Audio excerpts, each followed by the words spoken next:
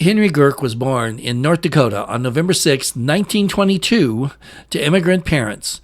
Julius Gurke, a German-speaking carpenter from Dubno City in the western part of the Ukraine, and his wife, Hulda Gurke. His parents had first immigrated to Canada from the Ukraine and then into the United States from Winnipeg, Manitoba, in July of 1912. Of course, no one then knew that their fifth son, Henry, would end up doing what he did in the war that was still far away in the future. Hello and welcome to The Ultimate Sacrifice, created by Bill Reisen. I'm your host, Louis Marsh, senior pastor of River Church right here in Parker, Arizona, and I wanted to thank you for joining with us. If you like what you see today, please give us a subscribe. I can't even say the word. Please give us a subscribe. We'd appreciate it, and a thumbs up would really be nice too. Let's get into this story.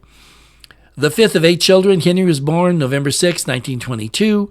Soon afterwards, he was baptized in the Lutheran Church. He attended the local schools and in a small town, Nietzsche, not sure how they pronounce it, in the northeast corner of North Dakota, 1 mile from the Canadian border. After graduation from high school in 1940, he entered the Civilian Conservation Corps, the CCC, in July and was stationed in Larimore, North Dakota. He stayed in the CCC until October of 1941 and rose to the position of assistant leader, then returned home, where he drove a 2-ton truck until his enlistment in the United States Marine Corps on April 15, 1942.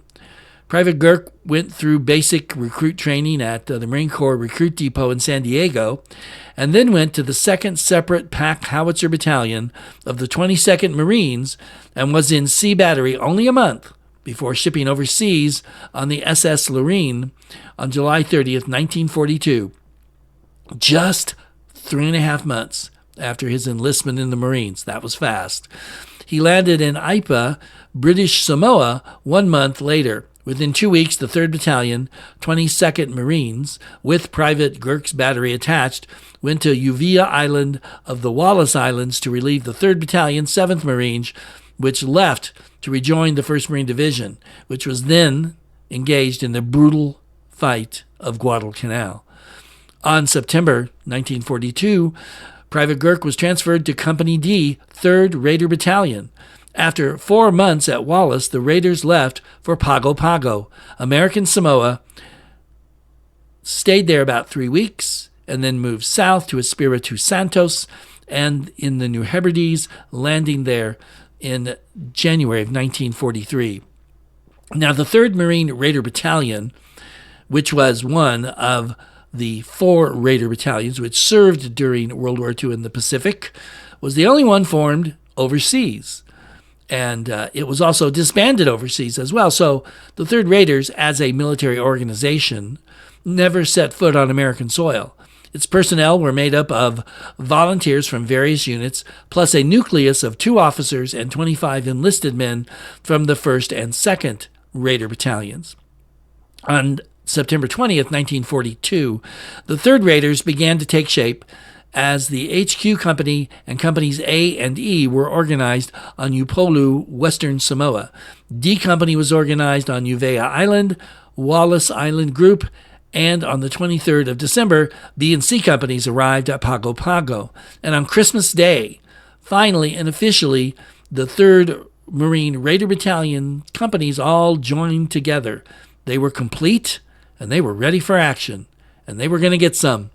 In February of 1943, the 3rd Raiders went over to Guadalcanal for a few days en route to the Russell Islands. Pavuvu, the island in the Russells, was occupied without opposition by Private Gurke's battalion on February 21st to March 18th, 1943. The battalion then returned to Espiritu Santos in March, and on August 1st, 1943, Gurke was promoted to Private First Class.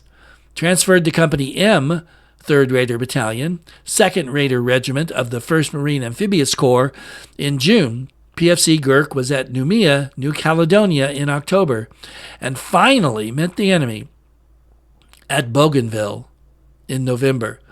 Now, the battle for Bougainville is almost completely forgotten today. But it was the final act in the Southwest Pacific Campaign led by Admiral Bull Halsey. The newspapers called him Bull, and he hated that nickname, just as George Patton hated his Blood and Guts moniker.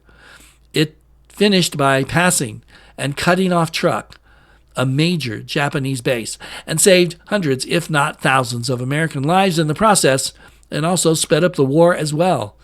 The 3rd Raiders served on Bougainville alongside the 2nd Raiders. They were deployed in small packets as well as a battalion, and they were an integral part of the American victory.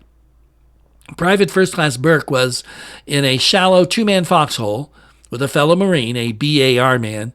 He used the Browning automatic rifle, which was loved and used by the Marines throughout World War II, into and through Korea, and even into Vietnam.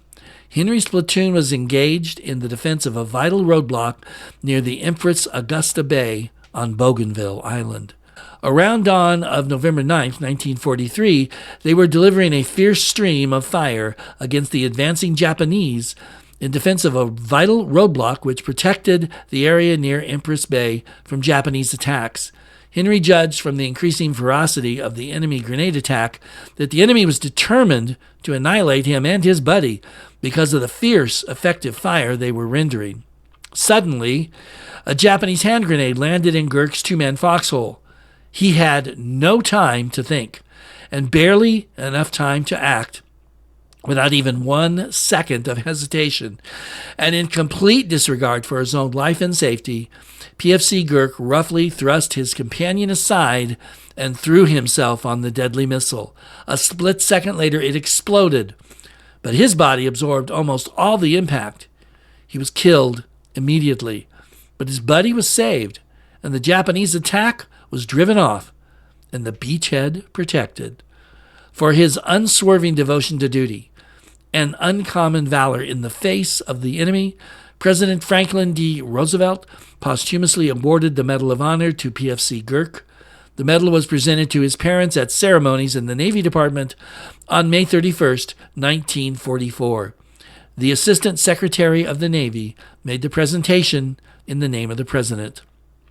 In 1945, PFC Gurke's mother, Mrs. Julius Gurke, sponsored the destroyer USS Gurke DD-783 that was named in honor of her son. The body of PFC Gurke was originally buried in Bougainville, but was later moved to Munda, New Georgia, and then to Friendshaven, New Guinea. His remains were finally returned home for burial in the Union Cemetery in Nietzsche, North Dakota, and there he rests in peace to this very day. The location of his medal is in the North Dakota State Historical Society in Bismarck, North Dakota. And that's going to do it for another amazing story of a man who seemed to be just kind of an average guy. But when the moment came, he responded with courage and selfless valor, saved his buddy, and helped win a war. And for that, we give thanks. Thank you so much for watching as well, because you're the heroes of this podcast, because without you, it's not going to go anywhere. So please give us a subscribe, give us a thumbs up, and see that little QR code right there? Yeah, the one right over here? Yeah. Click it, snap it, use your phone, do whatever you do so that you can check out my other podcast. It's called Tales from the Scrypt. It's taking Bible stories, history, and archaeology, putting them together and showing you just how accurate the Bible really is, and you might just be surprised. So check it out. Until next time, this is Louis saying thank you so much for watching. God bless you, take care, and we'll be back here very soon.